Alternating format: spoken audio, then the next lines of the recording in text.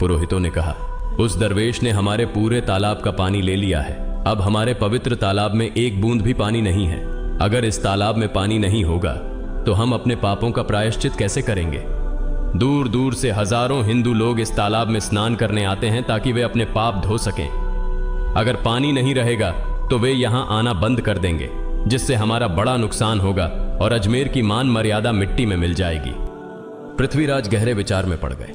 वे हजरत ख्वाजा मोइनुद्दीन चिश्ती रहमतुल्लाह अलैहि के खिलाफ कोई कठोर कदम उठाने से झिझक रहे थे, क्योंकि उन्हें आशंका थी कि अगर उन्होंने दरवेश के खिलाफ सैनिक भेजे और दरवेश ने सैनिकों पर भी जादू कर दिया तो उनकी परेशानी और बढ़ जाएगी। इसलिए उन्होंने कहा, तुम लोग जाओ और उस दरवेश को मेरे पास बुला कर लाओ। मैं देखता हूं कि वह क्या चाहता है। अगर उसकी मांग उचित होगी तो हम उसे मान लेंगे, और यदि उचित नहीं हुई तो हम माफी मांगकर अपना तालाब का पानी वापस ले लेंगे।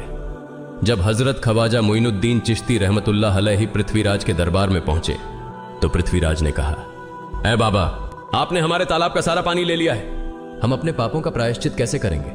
पूरे दिन के पाप हम इस तालाब में स्नान करके धोते हैं। अगर तालाब में पानी नहीं होगा तो हम अपने पाप कैसे धोएंगे? हजरत ख्वाजा मोइनुद्दीन चिश्ती रहमतुल्लाह अलैहि ने उत्तर दिया, देखो बाबा, तुम्हारे पास आना सागर है, पर दुनिया के हर कोने में ऐसा तालाब नहीं है, तो क्या वे लोग अपने पाप कैसे धोएंगे? पापों को धोने की ताकत इस तालाब के पानी में नहीं है। पापों को माफ करने वाला केवल अल्लाह है, जिसने आकाश, धरती और पूरी सृष्टि बनाई है। उसकी इजाजत के बिना एक पत्ता भी नहीं हिलता।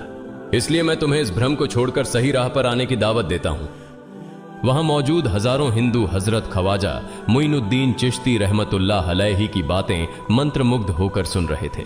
इसके बाद उन्होंने कहा, जाओ बख्तियार, जिस बर्तन में तुमने तालाब का पानी लिया था उसे वापस तालाब में डालाओ। बख्तियार काकी रहमतुल्लाह अलैहि हजरत ख्वाजा मोइनुद्दीन चिश्ती रहमतुल्लाह अलैहि के हुक्म से आना सागर में बर्तन का पानी डालने गए। जैसे ही बर्तन का पानी तालाब में डाला, आना सागर फिर से पानी से लबालब भर गया। इस चमत्कार को देखकर वहां मौजूद कई हिंदुओं ने कलमा पढ़कर इस्लाम कबूल कर लिया। यह देखकर हिंदू पुरोहितों और पंडितों की चिंता बढ़ गई। वे पृथ्वीराज के पास गए और बोले, महाराज, यदि अब कोई उपाय नहीं किया गया तो सारे हिंदू मुसलमान हो जाएंगे। पृथ्वीराज ने कहा, मुझे सलाह दो, इस दरवेश का मुकाबला कैसे किया जा सकता है? पुरोहितों ने कहा, यह दरवेश एक बड़ा जादूगर है, इसलिए इसका मुकाबला भी जादू से करना होगा। हमारे बीच एक बड़े पुरोहित और जादूगर रामदेव हैं, उन्हें इसके मुकाबले में भेजें। अगर वह जादू से इसे हरा सके तो हम अपने हिंदू धर्म का गौरव फिर से प्राप्त कर सकेंगे। पृथ्वीराज ने रामदेव को बुलाकर कहा, रामदेव, मैं तुम्हें इस दरवेश को जादू से हराने की जिम्मेदारी दे रहा हूं। अगर तुम उसे हरा सके तो हम अपने धर्म का गौरव फिर से पा सकेंगे। रामदेव ने पृथ्वीराज को आश्वस्त करते हुए कहा, महाराज, आप चिंता न करें, इस दरवेश को हराना मेरे लिए बहुत आसान है। मैं आपके समक्ष हमारे धर्म का गौरव वापस लाकर रहूंगा। इसके बाद रामदेव अपने साथियों के साथ हजरत ख्वाजा मोइनुद्दीन चिश्ती रहमतुल्लाह अलैहि के सामने मुकाबले के लिए पहुंचा। उसने कहा, मोइनुद्दीन, अगर तुम में ताकत है तो मुझसे जादू का मुकाबला करो। मैंने तुम जैसे बहुत से जादूगरों को हराया है, तुम्हें हराना तो मेरे लिए साधारण बात है। हजरत ख्वाजा मोइनुद्दीन चिश्ती रहमतुल्लाह अलैहि ने उसकी बातों का कोई जवाब नहीं दिया। रामदेव ने देखा कि हजरत ख्वाजा मोइनुद्दीन चुप हैं, तो उसने गाली गलौज करना शुरू कर दिया।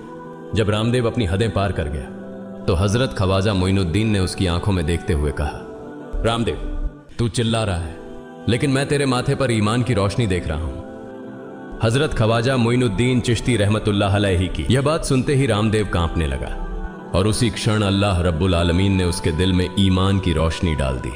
रामदेव हजरत ख्वाजा मोइनुद्दीन चिश्ती के चरणों में गिर पड़ा और बोला, हे अल्लाह के वली, मैंने आपके साथ बहुत बेअदबी की है, मुझे माफ करें और मुझे कलमा पढ़ाकर इस्लाम की राह दिखाएं।